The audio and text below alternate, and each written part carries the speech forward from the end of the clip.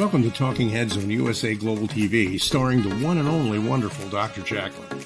It's a prestigious place where world-class influencers and experts meet, and where you'll find the most trusted advisors and coaches for all things in life and business. Visit usaglobaltv.com to sign up for our newsletter, get the value you need, and be first in line to learn about events and giveaways and other valuable content. Connect with us. Email Dr. Jacalyn at usaglobaltv.com to talk about how you can become part of USA Global TV.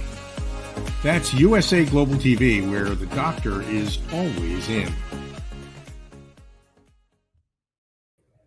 Hello, everyone. The doctor is certainly in. I'm Dr. Jacalyn Kerbeck, and our show is The Listening Mentor here on USA Global TV, home of Talking Heads. You might be wondering, what are Talking Heads? That is our new programming that we are launching January the 10th, and they are world-class experts who will have their own shows and help us personally and professionally grow. Also, hello to people listening on Business Talk Radio. It's nice to have you here with us.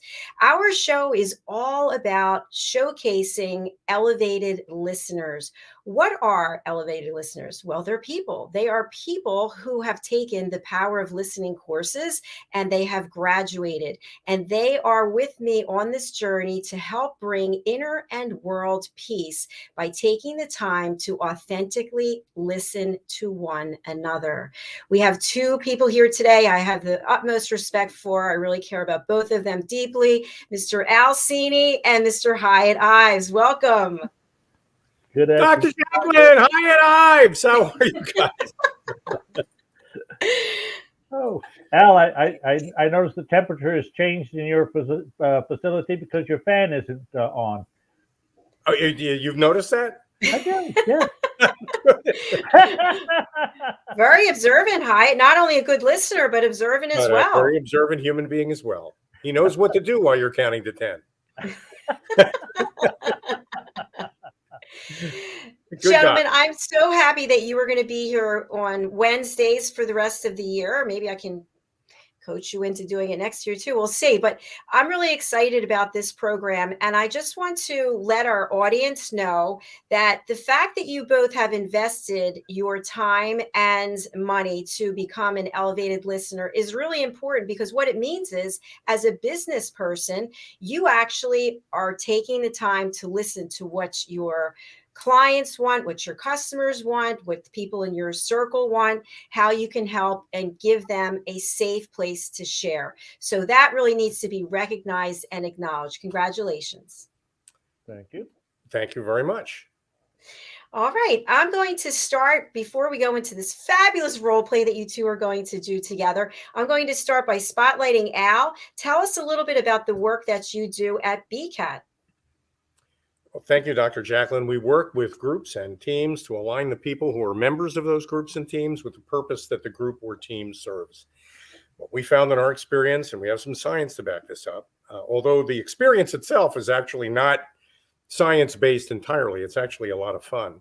What we found is that when everybody visualizes the ideal self that represents membership of a group or team, when it's applied to delivering on the promises of that group or team, to serving its purpose, productivity goes up, enjoyment at work and fulfillment in the workplace go up.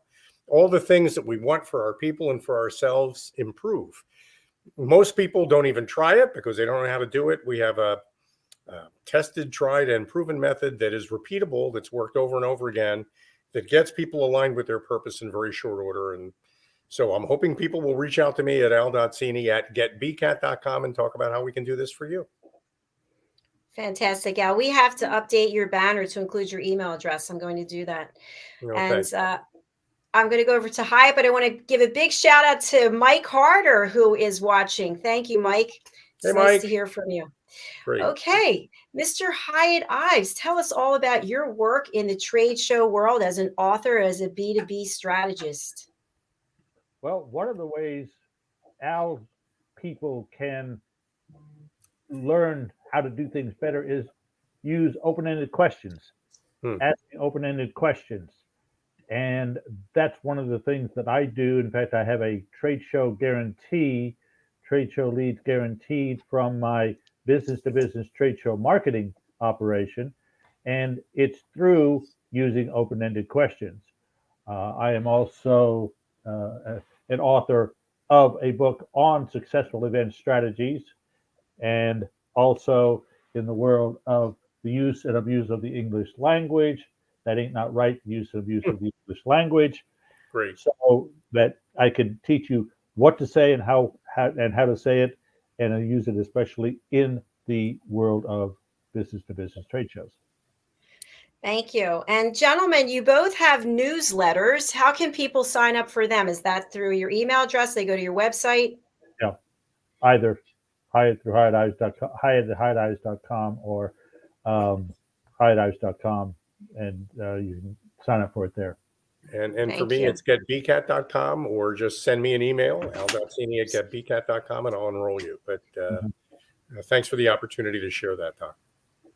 Fantastic. I added your email address, al.cini at bcat.com, correct? GetBCAT, GETBCAT.com. All right. Oh my gosh, you would think I So would know that close, after so all this close, time. so close. So good. It's only been how long? I Okay. know. I'm proud of you, but no problem. It's crazy. Thank you. All right. I am going to go backstage. I'm going to spotlight the two of you as you do your role play. So Okay. tell us a little bit about the role play. I'll be watching and then I'll come back and comment. So have a good time. Well, thank you. Ken, if you don't mind, Hiett, I'd like to set this up because it's an experience I've actually had. Okay. And I was very, very early in my career, and I've been scarred ever since by this experience. So it's an opportunity for me to recreate an unpleasant memory from a job as an intern that I had decades ago, quite a while ago, in another century, in fact.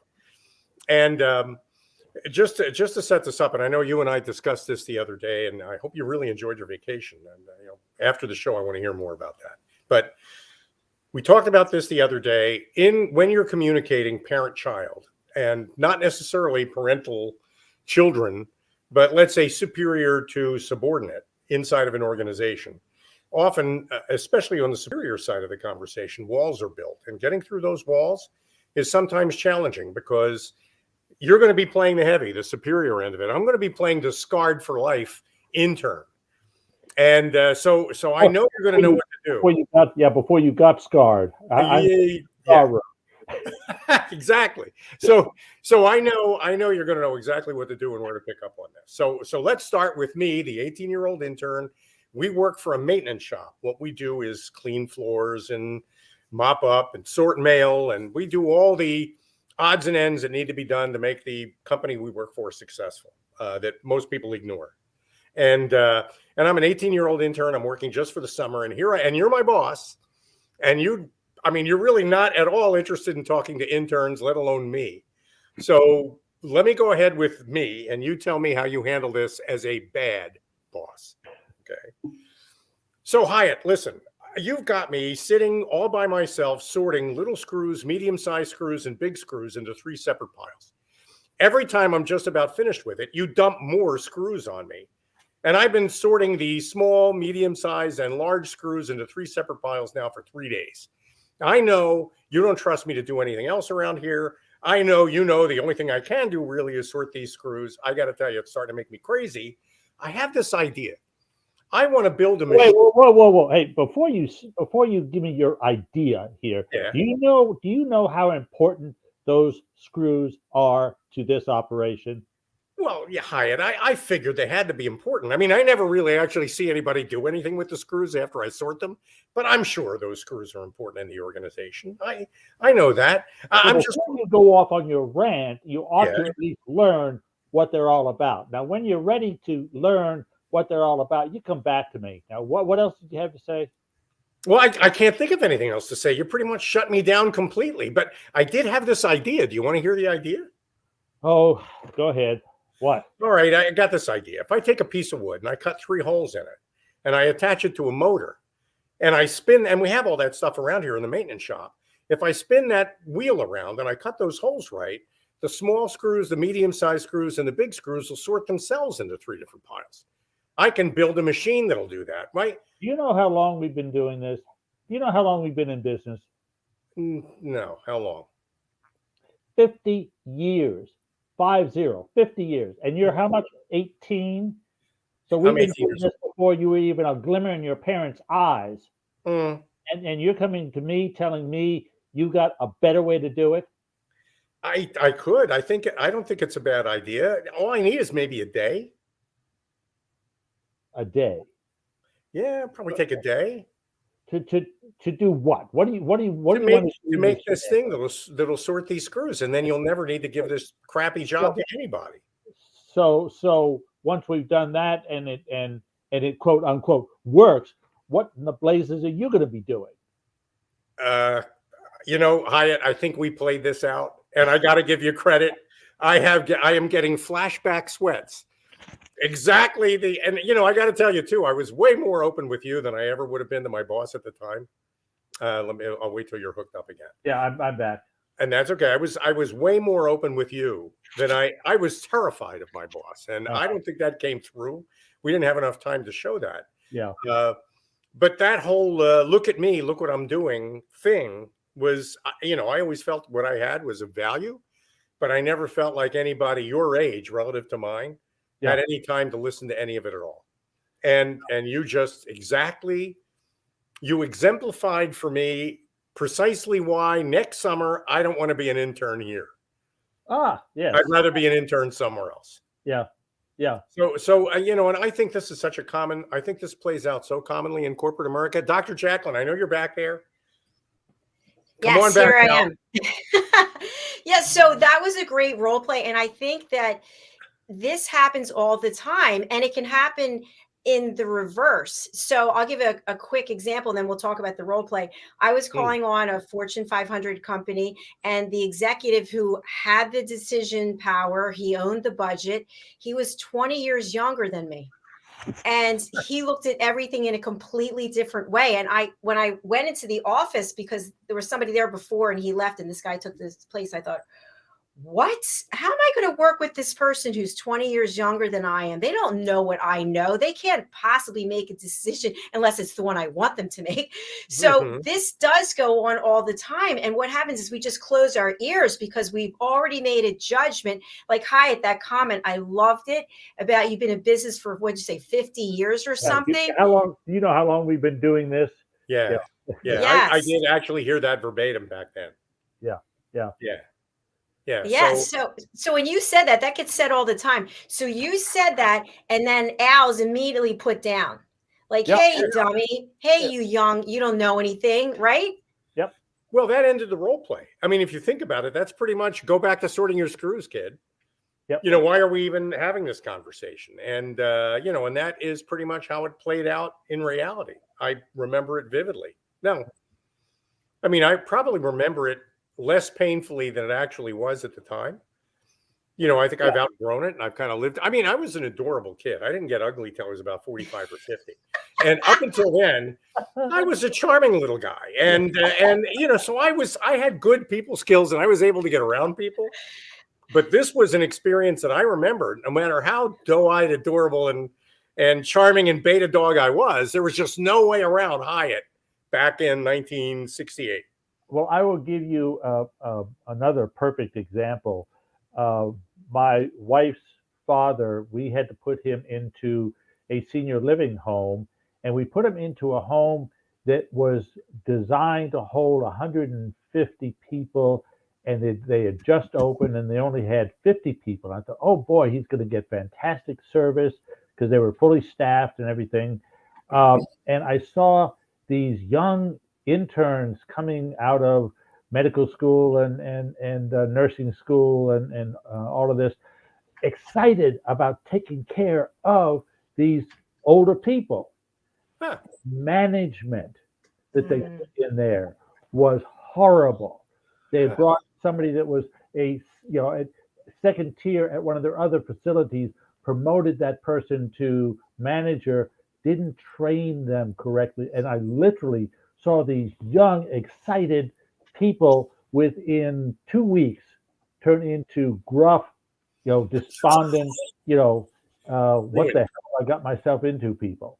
And it was because of the leadership. It was because of, as you're saying that, I'm thinking to myself, a lot of people in the adult position, in the senior position, are really threatened by younger people, and they can never admit that.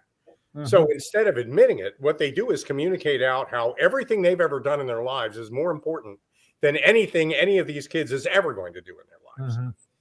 And which means you diminish everything about them. You take whatever spirit they might have and you break them like a horse so that you can ride them like a horse. And it's the opposite of what you want, the absolute opposite of what you want. And unfortunately, we don't teach the young people to use like open-ended questions. So I'm the snot-nosed kid, and I'm coming to you, Al, and I say, Mr. Cini, I know you've got me doing it this way, but how open might you be to looking at alternative ways of doing this? If you presented it to me that way, I'd be so surprised and amazed. I think I'd probably call all the other guys in and we'd find a way to laugh at you for even saying that. I'd get all the other old guys in. Oh, geez. And say to all the other old guys, like, look what Hiett wants to do. Hiett wants to know if we care about his ideas. What do you guys think about that? That just makes the community beat up. So wait, Al, but as an elevated listener, that's not what you would do, right? No, I think, well, you tell me, Dr. Jacalyn, if I actually find it hard to imagine how these guys would do in one of your elevated listener programs, but they sure as hell need it. No doubt about that. Absolutely, because here's something that we forget. Although whatever age we are, we can be intimidated by other generations can be intimidated by us, but we can all learn from each other. So what we're doing is, in that role play that you just did, both of you close your ears off and no longer are seeing the other person. It's basically just all about you.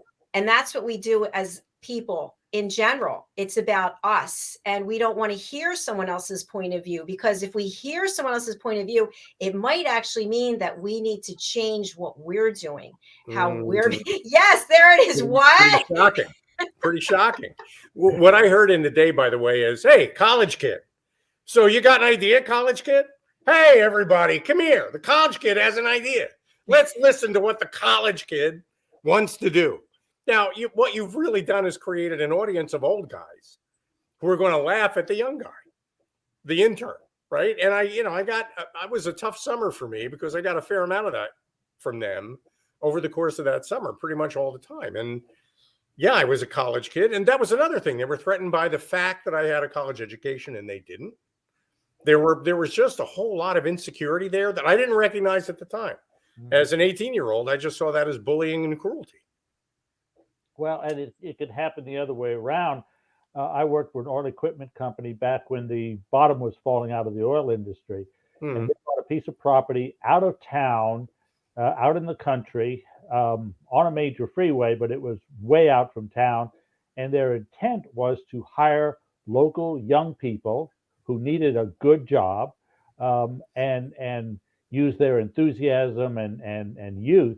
Well, unfortunately, it was a union shop, and when they closed the in-town facility, they had to offer those positions to the senior union people, and so now, instead of having a young, vibrant workforce, they had a bunch of old fogies that had to drive another 30 miles each way every day. So had a pissed off workforce that was, they were inefficient in town, and now they're even more inefficient. It took them a good 6 or 8 months to get to where they wanted to get to, because they had failed to realize that communications gap that was being built in that they hadn't foreseen. And that whole organization could fail as a result of that poor decision of staffing. Yeah. Oh, absolutely. Interesting. Now, what if, in the role play that you just did, what if, Al, as the 18-year-old intern, what if you presented the value of what you wanted to do to Hiett and the organization? So I actually have a happy ending to this, because it was, while it was a miserable experience with Bill, my immediate supervisor, and while all of the people who worked for Bill, like Bill's age, all were laughing and laughing. It was like a children's book.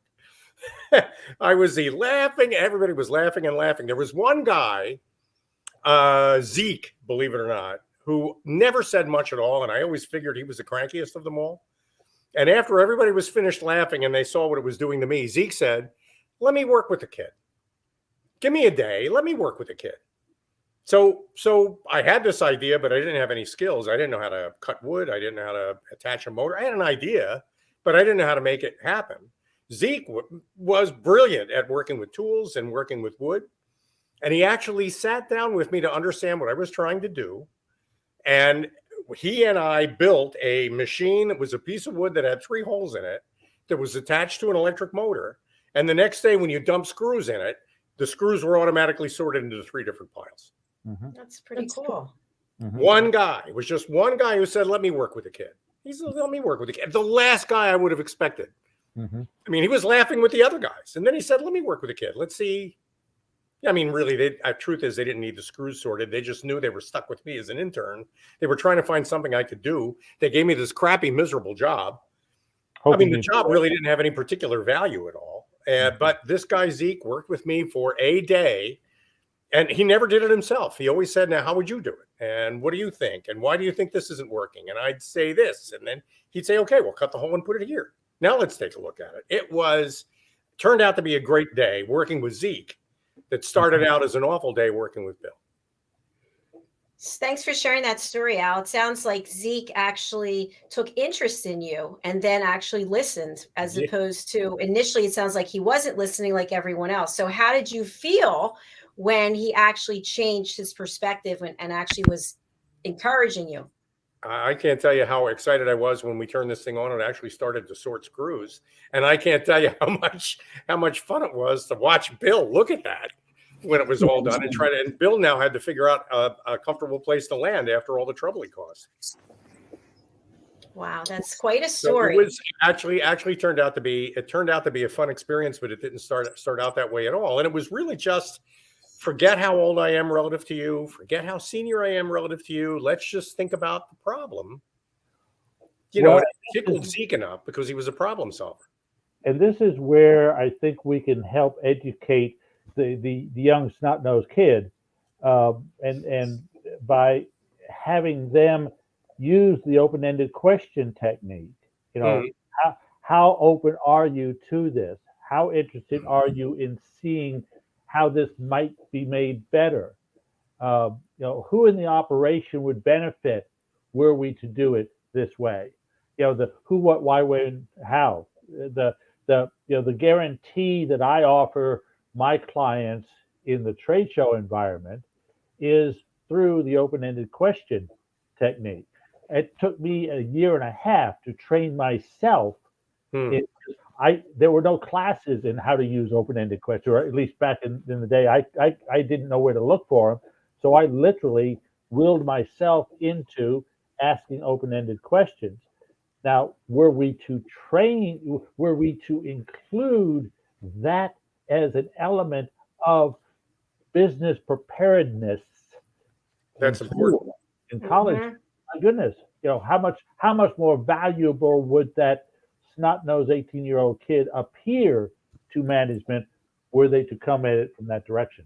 So if Bill had listened, had become a better listener working with Dr. Jacalyn, and if Bill had learned about the power of an open question working with you, how would he have handled that interaction with me when I said, I have an idea? How would I have handled it? I would say, well, what is the idea? Show me what you've got. Give me. I'm not sure which side am I supposed to be playing here. Well, you're playing the enlightened Bill, the boss who was shutting me down and telling me, and you're playing the Bill who learned from you how to ask open questions. Dr. Jacalyn how to listen. Yeah, it would be, give it a shot. Let me hear what your idea is. So you're going to get much further in that in the way you present it. And something else I just want to share with our audience, which for people who don't know, when you're asking the open-ended questions, one I try to avoid is why. Yep. Why did you do this? Why? Because it immediately puts someone on the defensive, even if you don't mean it in that way. Why were you late? Why did you? Do you see? Are you feeling right away? You're judging. It sounds like you're judging. Yes. And also, why has taken on another definition. What is your why? Which is a whole different thing. Yeah. So the word why has been, I won't say, it's been multitasked, and so the definition of why is far too broad. So I like you totally avoid, because you're absolutely right. Why are you doing this? It's a defensive mode, but some of the the younger generation may say, "Oh, you're asking me my why? Mm-hmm. What do you mean why? What why?" So Hiett, for people that are watching and listening, an open question is a question that neither of us know the answer to. No, it's a question that cannot be answered with a yes or no. Requires us to collaborate on the answer. Well, no, it requires you, the listener, the person that I'm addressing, to qualify or disqualify yourself. Bill, Al, do you use this product? Yes or no? Okay, right. Yeah, if you do use it, but you don't want to talk to me, you say no. And that's the end of it. Yes. Al, how do you use this product? Al, where in your operation does this product? Al, when was the last time you used this product? It requires you to answer it with something other than a yes or no. And basically, it's going to qualify. Now, the CEO comes by, and I know he's a CEO. I may ask him, how important is this product in your company? When the vice president of operations comes by, what qualities of this product are most important to you? If the CFO comes by, it's, how important is the price of this? Now, I'm asking a different open-ended question about the same product depending on who I'm asking. Right. And in that role play, what you could have said, Al, as the 18-year-old intern to the cranky senior executive, is, what value might you find in this invention that I have for you? And then he might come back and say, I'm not going to find any value, because he's just closed off. So then again, you could go with another open-ended question, and eventually you're going to get some information, unless you get thrown out of the office. Which is the whole goal is really to keep the ball in play and not lose the game, but keep it going, so you might have a chance of winning it. Well, so you can build a relationship and rapport. Yeah. Heidi, go ahead. And just simple little words like, Al, I'm going to, or Jacalyn, I'm going to teach you how to use this thing right. Well, who are you? Jacalyn, let me help you discover a better way to use this. I like it. Yeah, I felt like a little glow when you said that. The other one, I was like, oh. Yeah. Well, because everybody likes to discover. We're all kids. We love to discover things. Sure. And it's not, if you do this, here's what's going to happen, versus when you do this. If you do this, well, Jacalyn works for Al, and I say, Jacalyn, if you do this, here's what's going to happen. Well, you've got Al's ears, so that's no problem. I'll get around that. But if I say, Al, when you do this, here's the consequences. So it's, I know that you're going to do it, and you're going to do it. So you're now getting the consequences when you do this. So, simple little, the use of words. You both know that I'm a longtime Toastmaster. There is multiple speeches right there. I'm going to talk with you rather than to you.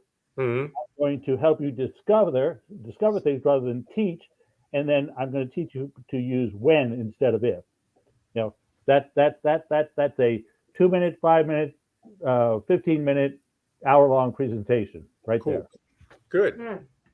Good. Wow, very interesting. Yeah. Well, a lot of really good points today. So I want to ask you both, having gone through the role play and then discussed it afterwards, what did you learn? What have you learned? I'll start with Mr. Cini. Yeah, I just feel like replaying this has helped me actually learn what I could have learned 40 years ago, but didn't. Would have been helpful. I think a lot of the points that Hiett's making are the kinds of conscious, how do you manage a conversation points that an 18-year-old should learn sooner rather than later. Really. And that it's unfortunate that most people don't learn the kind of depth and maturity that it takes to manage a relationship like that until they're older, because an awful lot of your life could be a lot richer if you can work on that basis with older people from the beginning. And I think if I would have handled it better, and if I would have been a little less freaked out if I would have felt a little less beta dog and all that, and if I'd learned some of the skills already that Hiett teaches and that you teach, Doc, I think that would have been a much more productive interaction than it turned out to be.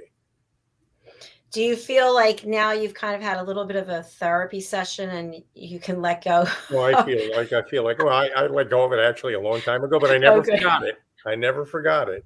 Yeah. So, well, thank you for sharing that story. That was great. And Mr. Hiett Ives, what have you learned as a result of today's role play and discussion? Well, I've learned that we need to get the use of open-ended questions taught at a much earlier level.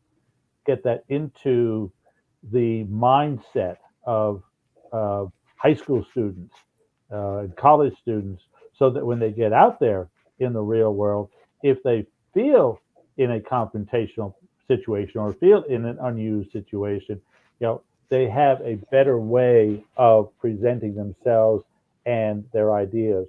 So it becomes here are the benefits you're going to get out of listening to me, as opposed to, hey, I'm a snot-nosed kid and I know a hell of a lot more than you do. I'll make a quick editorial point. If colleges and high schools hired people who knew things rather than people who just had degrees, we might actually be producing a class of younger people who know how to think and not just what to think. And they won't, the teaching bureaucracy. I have literally offered myself to high schools and colleges across Houston over the years. You don't have a teaching degree. I know. You have to have, you have to have our credentials. To hell with your credentials. Yeah. It's our credentials. Sure. Henry Kissinger, when he left the Secretary of State position, there was a college that would not let him teach because he didn't have a teacher's degree. Seriously, think about that. So, yeah, I mean, this is a whole separate conversation to have one of these days on the educational system and how it's letting us all down. Yes. But how I feel it's letting us all down, I think Hiett agrees with that. And so a topic for another time, but thank you, Hiett. Appreciate that. Yeah, thank you. And just talking about the education system very quickly, they don't teach you how to listen. There's no listening course. Oh, no. They don't teach you how to balance a checkbook. That's very true. No. You can go all the way through 4 years of college and not know how to balance a checkbook. Yeah. Not know how to balance your own bank account. Yes. It's unbelievable. Seriously. Yeah. So, yeah, amen. Amen. Well, this has been another wonderful show, and we'll be back next Wednesday with Mr. Cini and Mr. Ives. I'm very excited, and we'll have another role play for you. I'm going to just spotlight you again.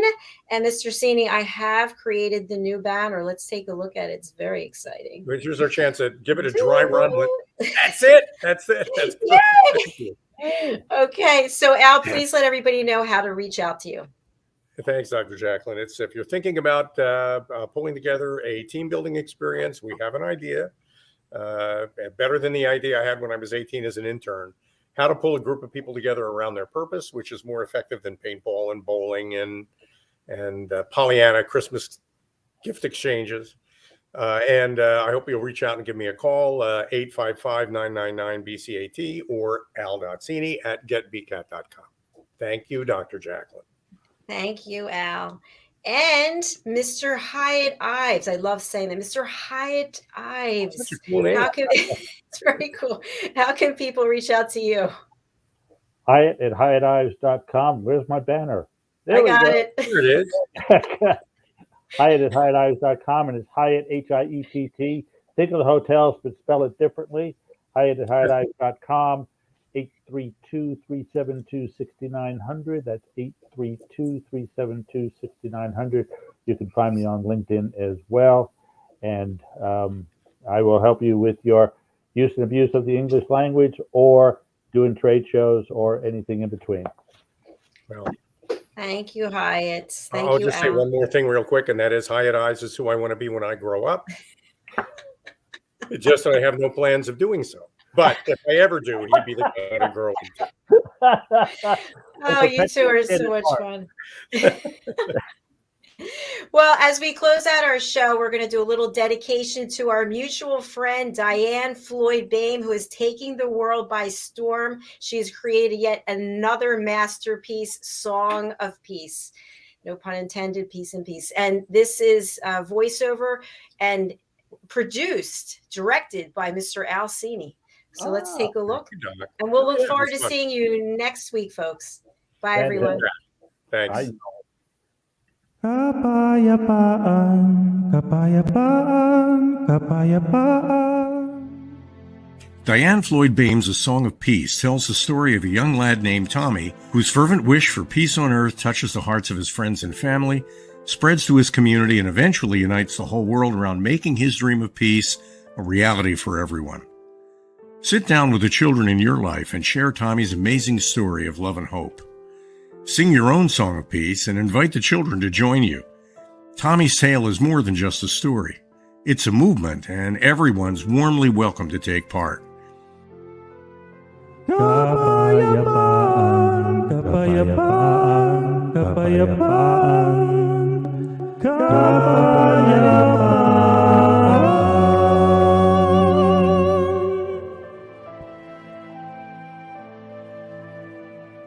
You'll find A Song of Peace, along with many other wonderful learning and enriching opportunities for children of all ages, at dianefloydboehm.com.